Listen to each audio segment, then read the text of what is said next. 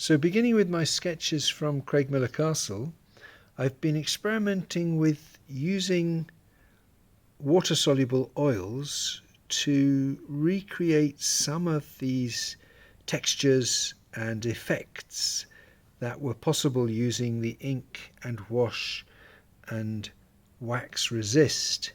So this is our last session in the studio when we're going to be using the water-soluble oils, and I'm going to have pieces of card, prepared card, and the water-soluble oils, and I'm now going to demonstrate some suggestions for how you might use those materials to create these exciting textures.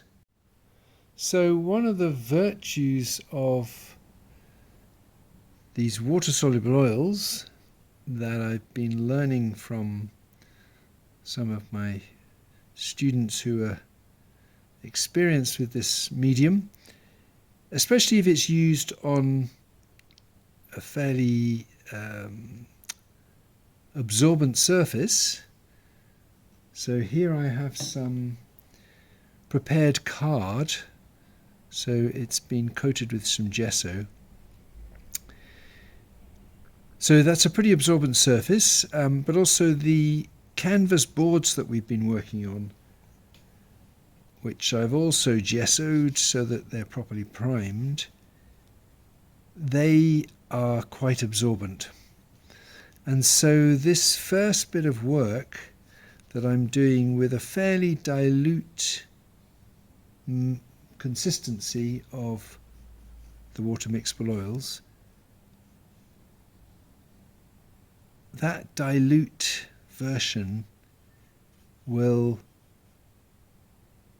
soak into the card or into the canvas board quite quickly and dry. So what I've shown you at the beginning and what I'm demonstrating now really is what amounts to a fairly rapid technique that allows me to fairly rapidly build up several layers within the same image.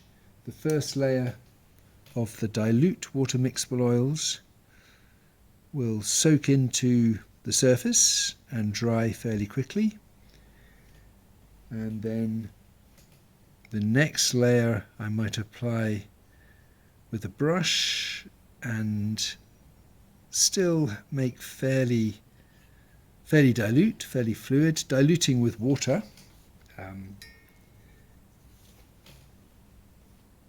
as is the way with this medium.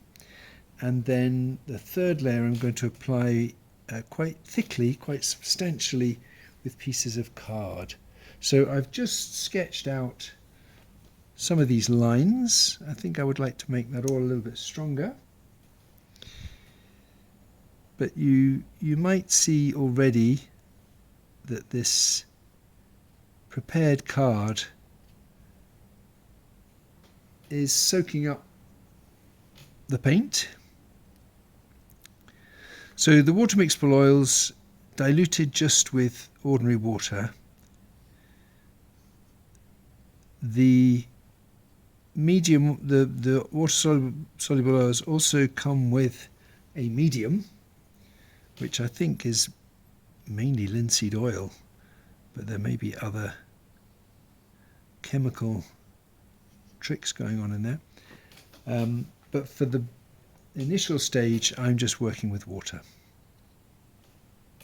So that's sketched out, and I think maybe drying.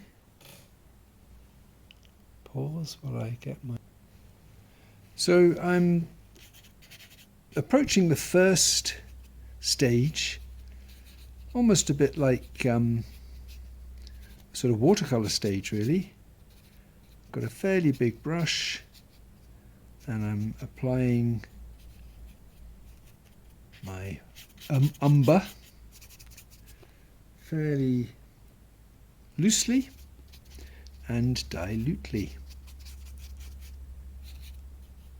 Some of that will soak in, I'll try a bit as well with some tissue.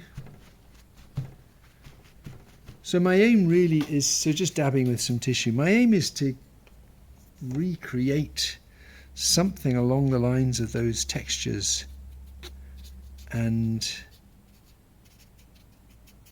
stonework patterns that we saw in the castle, and which were fairly naturally created using the ink wash and wax resist technique. So that's a kind of watercolor approach, isn't it? Let me do a little bit more for one or two dark places. So just putting it on a bit more thickly. We should have had a window there.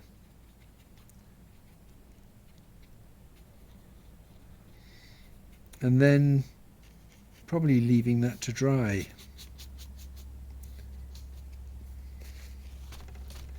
So maybe while that's drying, I'll do something with my sky. So my first layer of sky, again applied thinly, in that watercolor way, meaning that by putting it on thinly, I'm letting some of the white of the paper show through. And you can see I'm going over some of the brown paint that I used in the building, and it's not picking up. So that's dry. That's been absorbed into the surface. So now I'm going back to my thin brush and something much darker, because I want to introduce a bit of drawing. Some lines. That's almost a black. I don't know that I wanted it to be quite as black. I think I wanted it to be more of a brown. But as I say, I'm introducing something, a certain linear definition. The sorts of things that with the ink and wash I might have been using, I might have done it using a stick.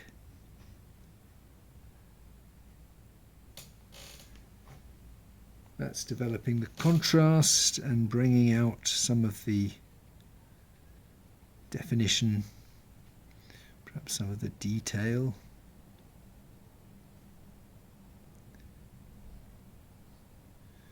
And again, I'm not going to leave it like this.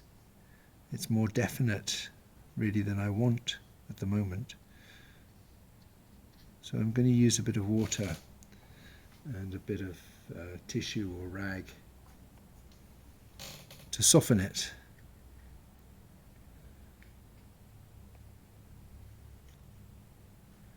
I think we had a window in here.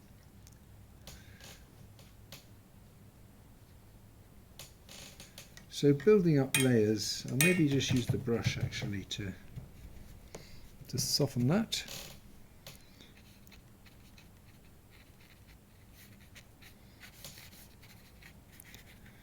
So as well as taking some of the emphasis off some of those lines, I can also spread this out to create another layer. I can even rub it out a bit maybe. So you can see that it's drying, but it's still kind of open to being moved around and rubbed into the surface, so that I can, although the image is gradually getting darker, I can actually change my mind about what's to be emphasized and what's to be softened, what's to be defined, what's to be softened. So I'll add another layer of colour to the sky, again sort of staining, scumbling.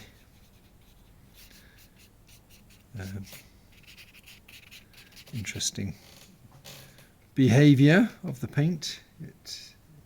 It's curious how sometimes it mixes with the water, sometimes it doesn't. Anyway, that's what I want for the sky, a bit more strength. Then for a third layer I'm going to add apply paint much more substantially. So I have my pieces of card, mounting card, and a lot more pre-mixed paint, which I'm going to use to add a certain amount of colour and texture. And if I apply it with the bits of card, it's going to sit on the surface and create a much more textured effect than if I were to apply it with a brush. So I'm looking at adding a certain amount of colour, but of course this stonework subject is fairly neutral, and so I've pre-mixed some greeny grey colouring of different tonal qualities, and I'm now looking at bringing out, as I say, with thicker paint, a certain amount of light and contrast which balances with or harmonizes with the slightly more luminous, lighter areas where I've allowed the white card to show through some of my mixtures. So that's adding a little bit of light to the building, and I think I'd also like to do something similar in the sky. So apply a certain amount of stronger colour, warmer and cooler colours to the area around the building. So when I've prepared the paint for this stage, I have mixed colours just with pure paint. So I've not diluted it with water. Neither have I used the medium. The medium is surprising for the way that it doesn't seem to dry long term that easily. I don't know, I have the impression it's possible to use too much medium and therefore have a painting that never ever dries. So that's going on more substantially, and I'm lightening up my mixtures, and by applying it in this way using the card instead of a sort of smooth effect of spreading all the paint out, I'm able to build up something with a textured or even sort of sculpted quality. And as I put on bits of light, I might also be tempted to go back to my brush and my thin line and restate one or two darker bits of emphasis. So that's working on the card. I also did just a quick bit of experimenting with canvas, and that's not quite so absorbent, and it's taken a bit longer to dry.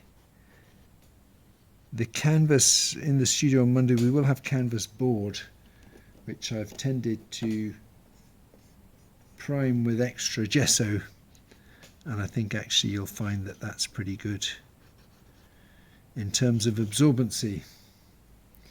and most of the things that I've just demonstrated on card, you'll get similar effects when you work on canvas board. So let's see how we got on.